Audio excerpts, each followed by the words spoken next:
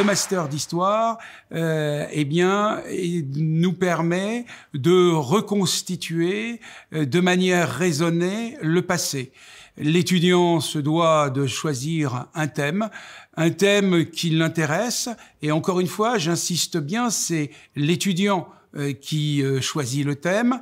Il ne s'agit pas d'un thème qu'on lui impose. Terminer les figures imposées, nous sommes dans le cadre des figures libres du savoir historique, et je pense que c'est en choisissant la bonne thématique que l'on peut réussir à bien réussir son master, en respectant parfaitement bien la reconstitution raisonnée du passé. L'objectif pédagogique, c'est tout simplement de respecter les 4 étapes essentielles qui permettent à l'étudiant de faire un véritable travail de recherche. La première étape étant tout simplement la recherche des documents. Cette recherche documentaire est essentielle pour avoir une matière qui va permettre à celui-ci de pouvoir critiquer les sources qu'il vient de découvrir. Et c'est la deuxième étape, la critique des sources, critique qui doit se faire à partir de la maîtrise d'une certaine méthodologie, méthode qu'il réussira à apprendre au fur et à mesure du temps. Troisième étape, la synthèse historique. C'est une synthèse qui va lui permettre de rassembler justement tous ces éléments et qui débouche naturellement sur une bonne exposition historique, c'est-à-dire l'art et la manière de bien exprimer sa pensée par écrit. Ces 4 étapes, eh bien, c'est vraiment l'objectif pédagogique que tout étudiant en master doit être capable de respecter.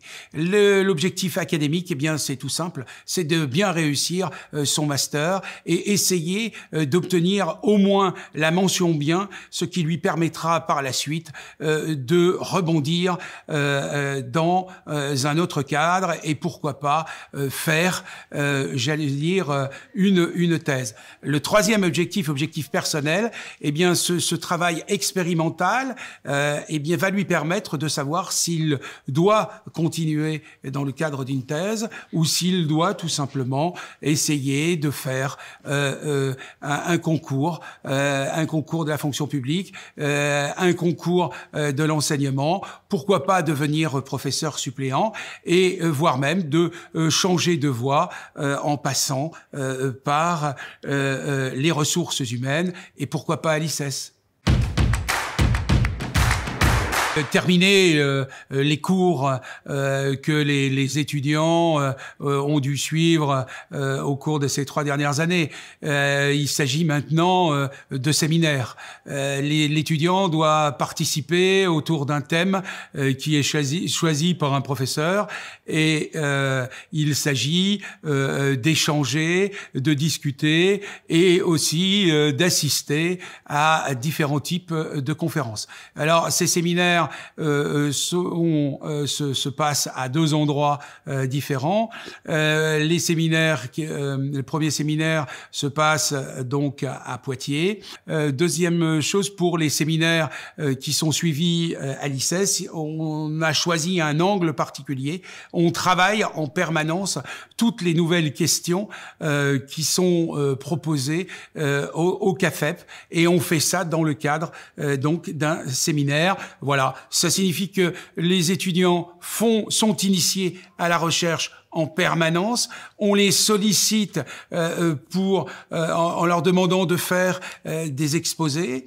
Et à côté de cela, eh bien, on les initie aussi à des concours administratifs qu'ils pourront passer par la suite. Ils sont assez simples. Ce master est ouvert en priorité aux étudiants qui sont titulaires d'une licence historique, voire une licence de sciences politiques. Alors la charge de travail est de toute façon importante, mais à la différence de la licence, c'est une charge de travail que l'étudiant doit lui-même s'imposer, car le but de l'opération est tout simplement de produire un travail de recherche à la fin des 2 années, et ce travail de recherche devant représenter 140 pages environ. Vous comprenez fort bien que l'investissement doit être total, et c'est à l'étudiant, bien entendu, eh bien de prendre les moyens de sa politique. Les métiers de la fonction publique d'État, par exemple le concours de bibliothécaire d'État, le concours de conservateur, le concours d'assistant de conservation du patrimoine, par exemple. Ensuite, on peut bien entendu envisager les métiers de l'enseignement. Cela, c'est un métier qui s'impose de lui-même, soit réussir les concours du CAPES, du CAFEP, voire de l'agrégation pour les plus courageux. Et il ne faut pas oublier la suppléance qui permet aux étudiants d'avoir une expérience dans l'enseignement, soit dans le cadre des lycées publics ou des lycées privés. On peut insister sur le séminaire de rentrée qui permet de prendre la mesure du master, et il ne faut pas non plus oublier le magistère Sapiens qui là permet aux étudiants de prendre immédiatement la valeur de l'éthique dans les études qu'ils vont devoir réaliser.